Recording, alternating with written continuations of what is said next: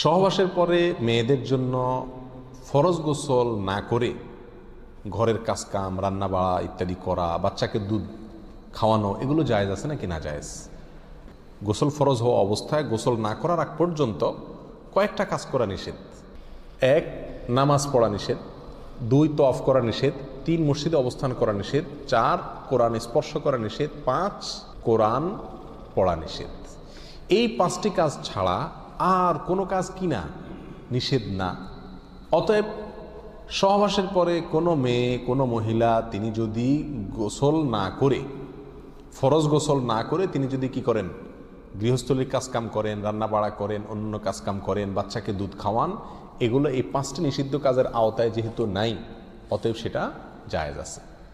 আমাদের দেশে যত কঠোরতা সব মেয়েদের উপরে, ছেলেদের উপরে নাই। ছেলে গোসল ফরজ হয়েছে, 2-4 ঘন্টা শুয়ে রয়েছে বা এমনকি হাঁটাহাঁটি করছে, তাকে তেমন কেউ কিছু বলে না।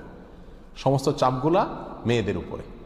আর এই ফতোয়াগুলা মেয়েদের উপরে, ফতোয়াগুলা দেয়ও বেশিরভাগ মেয়েরাই।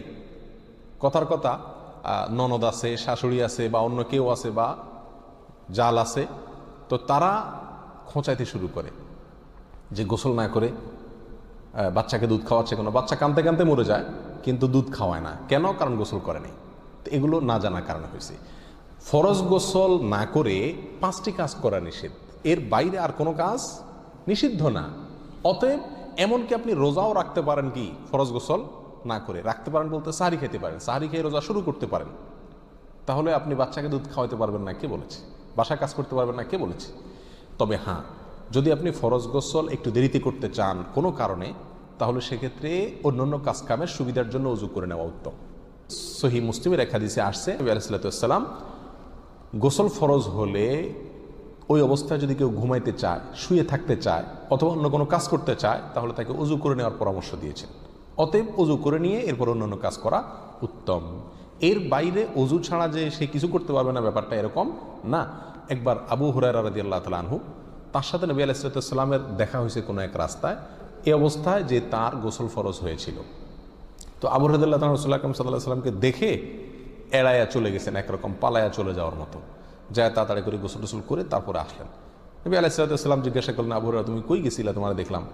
বলে, ইয়া রাসূলুল্লাহ, আমার গোসল ফরজ হয়েছিল, তো আমি আপনার সঙ্গে বসবো, সময় দেব, ফরজ গোসল অবস্থায় আমার কাছে জিনিসটা অপছন্দ লাগলো, নাপাক অবস্থায় এভাবে থাক, আপনার সাথে সাক্ষাৎ করব। তখন নবী আলাইহিস সালাম বলেছেন, সুবহানাল্লাহ, মোমেন আবার নাপাক হয় নাকি? অর্থাৎ এটা তো একেবারে তোমার পুরো বডি নাপাক হয়ে গেছে, টাচ করলে আমি নাপাক হয়ে যাবে, ব্যাপারটা তো এরকম না, তুমি এটাকে এত কঠিনভাবে নিয়েছো কেন? তাহলে এই সব হাদিসগুলোকে সামনে রাখলে মোটামুটি পরিষ্কার হয়ে যায়। আমাদের আয়েশা রাদিয়াল্লাহু তাআলা আনহা থেকে এক হাদিসে আসছে, তাকে জিজ্ঞাসা করা হয়েছিল যে নবী আলাইহিস সালাম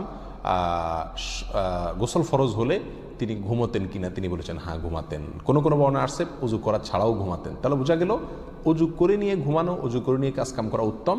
কিন্তু আপনি যদি নাও করেন তাতে কি হবে না, কোনো গুনাহ এতে হবে না।